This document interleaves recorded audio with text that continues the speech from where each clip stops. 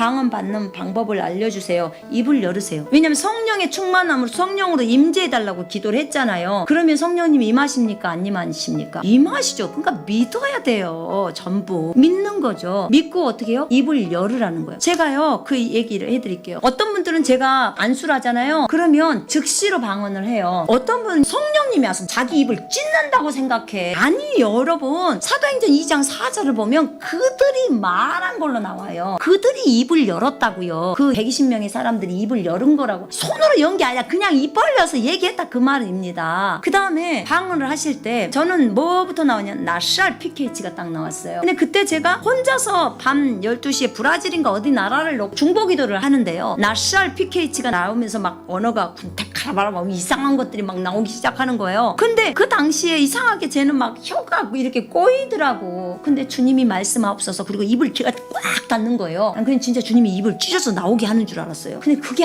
아니더라고요. 누가 아무도 안 가르쳐줬어. 근데 나중에 보니까 그런 거예요. 내가 입을 여는 거예요.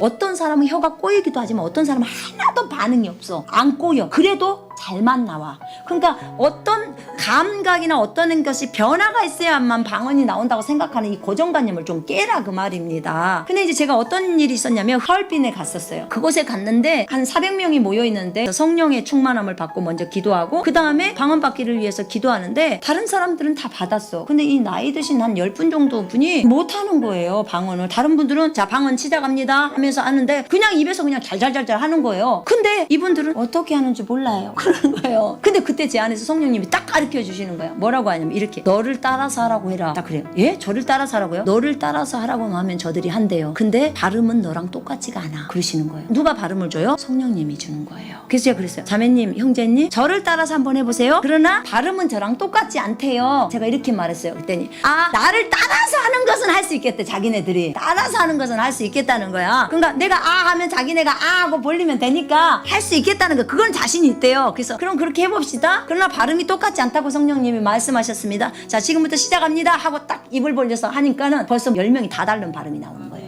아시겠어요? 근데 자기네들은 이제 어떻게 해서 할 수 있다는 생각을 딱 하는 거죠. 그러니까 벌리니까 다른 언어들이 나오기 시작하는 거예요. 그러니까 신경 쓰지 마요. 놈이 뭐라고 하든지 말든지 신경 쓰지 말고 그 입안에서 그냥 나오는 대로 하시라고. 왜냐면 안수를 했잖아요. 지금 성령님이 충만해질 수 있도록. 그래서 그냥 하시면 됩니다.